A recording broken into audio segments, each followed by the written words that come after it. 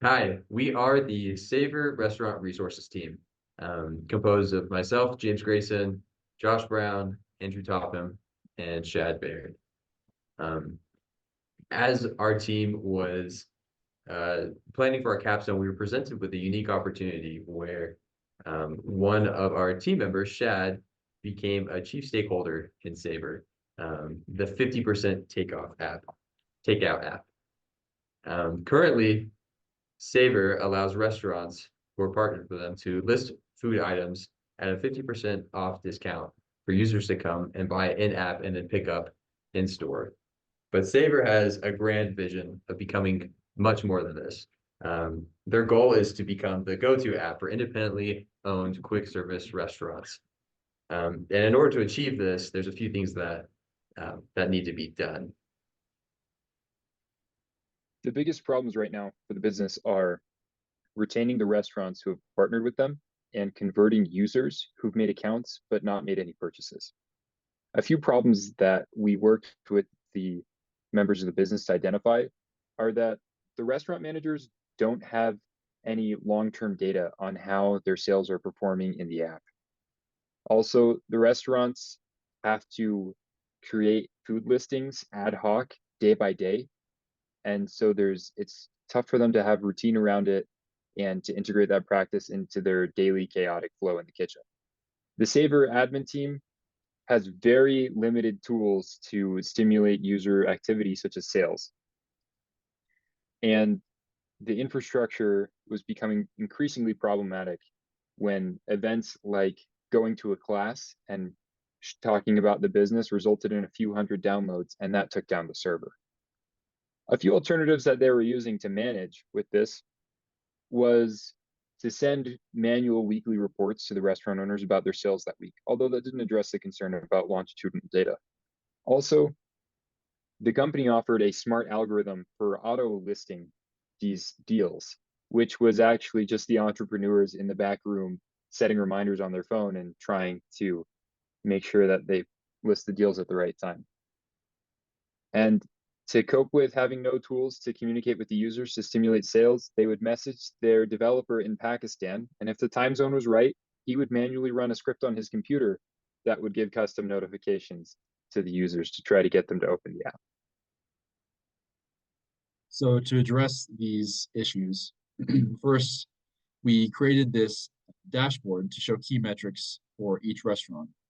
And this gives these restaurants greater visibility to see to what degree Savor affects their sales and gives them insights into how they might leverage Savor to further drive revenue. We built this out as a web app as opposed to mobile, so we could iterate and gather feedback at a faster rate. Additionally, we made these scheduling tools. Like Shad said, initially these either the Savor admins or the restaurant owners had to do a lot of this posting and creating these posts manually, and we automated many steps in that process, which reduces load on Savor admin and on the restaurant owners, which increases the usability and ease of the app. For the admin tools, we created a tool that enabled admin to create these user groups, give them credits to redeem for food items in the app, and to send them customer notifications. Before we built this tool, Savor admins didn't really have a way to stimulate user activity, and messaging users was an arduous process. Furthermore, we created this centralized restaurant schedule management tool that gives Savor admins the ability to control and monitor schedules, including randomization. And they can do this without having to log in as each restaurant.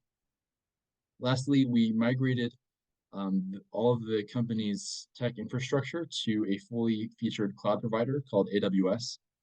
And this different infrastructure can handle irregular high volume traffic that is characteristic of this business model, which translates to ensuring minimal downtime. As an added benefit, there's better costs with this infrastructure migration. We'll now do a quick demo, show you our creation here. This will be the same site that you guys get to test out, and this is on a test environment, so you're not actually adjusting real restaurant data. You come in here and you log in as a restaurant, come in as the test user. You'll see that we are Ma's Kitchen. This allows Moss Kitchen, the restaurant, to see how Savor and the customers that come through Savor actually help their business model. You see the revenue that comes in, customers, and then see it across different times, across the months they have come into their restaurant. Additionally, you have the whole schedule management tool that we have here. You see the schedule has already been set for Monday here. And this is one of the recurring schedules. This makes it a lot easier for restaurants to go ahead and schedule in advance instead of having to worry about the day of or the week of to set their schedule. They can set it and forget it. If they want to come in and change it afterwards, they have the ability to do so. We'll go ahead and create a new schedule, say on Wednesday, and we'll show you the automated version. When they automate it, it allows them to set a range of different opportunities. So the earliest start time would be the soonest that it would ever start. Let's go ahead and put 12 o'clock noon. There we go. And then the latest, obviously the latest end time, we'll go ahead and put 7 o'clock. And a pickup time would be a buffer between when the end time is and when the users have time to come in and pick up their food. So we'll go ahead and just put an hour there for 60 minutes. And then the duration would be the length of time that this lifting will be available. So it'll be between 12 and 7, but we want it to only be available for a handful of hours. So let's go ahead and have it be the minimum duration be 3 hours, which would be 180 minutes. And then we'll say the longest time will be 6 hours. Go ahead and set an item for it. We do a minimum quantity of 15 and a maximum quantity of 20. And now you have that schedule set as well, and that'll be automated so that it will choose on that day anywhere between the ranges that they have set. The restaurants can go ahead and set it and then have it be changed every week, but still not have to go in and manually set it every single day that they have it. We'll now show off some of the admin tooling that we have created as well.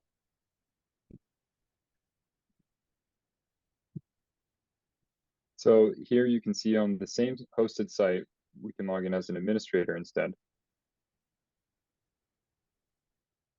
And this, of course, is still in the sandbox environment, but these are tools that the administrative team are familiar with, most of these, but we added a few more. The first being customer groups. And this is where we can group customers, add a new one. We can add credits to them, send notifications to them, and so forth. So this will be this group of people. And if we update this group, everything saves. We can apply credits so that this group might buy some food in the app. And then we can notify them and say that there's $5 in your wallet.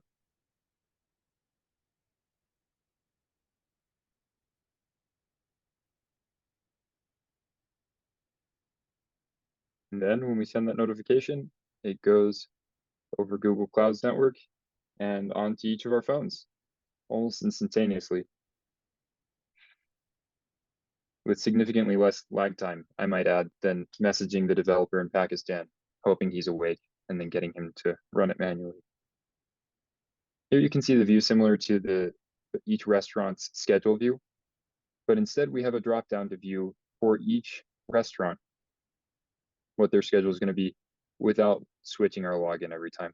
And so they can be edited and overridden here by the administrative team.